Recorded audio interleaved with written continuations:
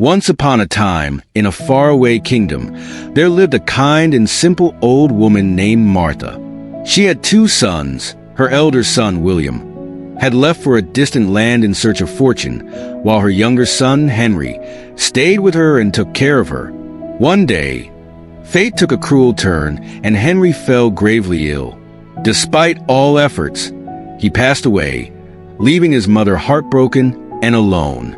With no one left to care for her, Martha wrote a letter to William, informing him of his brother's death and her miserable condition. Before she could receive a response, a traveler named Thomas arrived at her home one evening. "Grandma, I've traveled a long way and am exhausted. It's getting dark. If you allow me, may I stay the night at your house?" he asked politely. Martha, being the kind woman she was, welcomed him. "Of course, my child. What harm is there in staying for a night? Where have you come from?" Thomas, a cunning man, replied with a mischievous smile, "I come from another world, Grandma." Martha, still grieving, misunderstood his words. She often consoled herself by saying that Henry had gone to another world. Hearing Thomas say this, she gasped and asked eagerly, "My son Henry passed away last month. Have you met him there?" Realizing her innocence, Thomas decided to take advantage of the situation. "Oh, Henry? Of course. I knew him well. We shared the same room. Such a wonderful boy," he lied. Martha's eyes filled with tears. "Is he all right? What does he do there?" she asked with a trembling voice. Thomas sighed dramatically. "Well, things are not so good for him. He hasn't found a proper job yet. Poor Henry spends his days herding sheep. His clothes are all torn, and he barely has anything to eat." Hearing this, Martha's heart ached even more. "Oh dear, my poor Henry. Even in that world he is struggling," she cried. Thomas nodded sadly. "Yes, Grandma. It's quite unfortunate." Martha thought for a moment and then said, "Listen, Thomas, you are going back there soon, right?" "Yes, Grandma. I must return in 2 days," Thomas said, suppressing a grin. Martha hurried inside and returned with a bundle of fine cloth and some money. "Please, take this fabric and 50 coins for Henry. Tell him I still care for him," she pleaded. Thomas, hiding his delight, accepted the gifts and left early the next morning with everything Martha had given him. Days later, William finally returned from his travels. After embracing his mother and mourning Henry's death, she excitedly told him about the traveler from the other world who had brought news of Henry. As she described the conversation, William's eyes widened in disbelief. He was no longer as naive as before, having seen the ways of the world. "Mother, do you really think someone can come back from the other world?" he asked. Realizing she had been deceived, Martha was shocked, determined to recover the loss. William decided to leave the house and search for someone even more gullible than his mother. "I will not return home until I balance out this loss," he vowed. After traveling for miles, he reached a wealthy estate.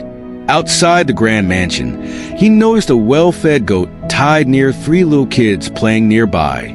William smirked and sat down in front of the goat, bowing repeatedly as if in deep respect. Inside the mansion, the landlord's wife, Mrs. Eleanor, noticed this strange behavior through her window. Amused, she sent her maid to inquire. "Sir, why are you bowing to our goat like this?" the maid asked. William sighed dramatically. "Oh, my dear lady, you don't understand. This is not just any goat. She is my wife's long-lost relative. For years, we searched for her, and now, by the grace of fate, I have found her here." The maid burst into laughter and ran inside to tell Mrs. Eleanor. The lady found the whole situation hilarious and thought it would be fun to play along. She called William inside and said, "If this goat is truly your wife's relative, then she and her kids must attend the family wedding you spoke of." Trying hard not to grin, William nodded. "Oh, madam, that would be wonderful, but I am afraid she may struggle to find her way to our home." Mrs. Eleanor laughed and said, "No problem. We'll send her in our grand carriage, along with her little ones. It would be an honor for her to attend your son's wedding." And so, the goat and her 3 kids were beautifully decorated and seated in a fancy carriage pulled by 2 fine horses. William was handed the reins and bid farewell like a nobleman taking home a royal guest. As he rode away, Mrs. Eleanor and her maid laughed hysterically, thinking they had tricked a fool. Later that day, her husband, Mr. Frederick, returned home.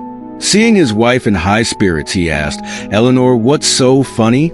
She excitedly narrated the entire incident. However, instead of laughing, Frederick turned pale with anger. "Are you telling me that you gave away my finest goat, her kids, and even our grand carriage to a complete stranger?" he yelled. Mrs. Eleanor's laughter faded as realization struck. "Oh no! Do you think he tricked us?" she asked, now panicking. Frederick grabbed his horse and rode in the direction William had gone. Meanwhile, William, suspecting that the truth would soon be discovered, hurried toward a dense forest. He hid the goat and carriage in the bushes and sat down on the ground, placing his hat in front of him. Soon, Frederick arrived. "Hey, you there? Have you seen a man with a goat and a carriage pass by?" he asked. William, pretending to be deep in thought, replied, "Oh yes, I did see a man traveling with a goat and 3 kids, but he passed by a long time ago." Frederick, desperate, asked, "Which way did he go? I must catch him." William stroked his chin and said, "Sir, these roads are tricky. You might get lost.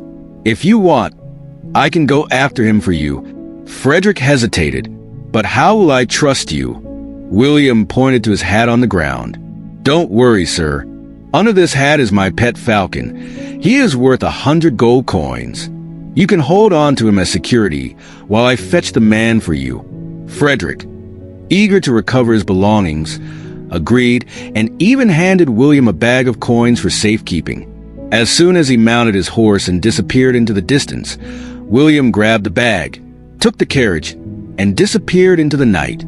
Hours later, Frederick, tired of waiting, lifted the hat, only to find nothing underneath.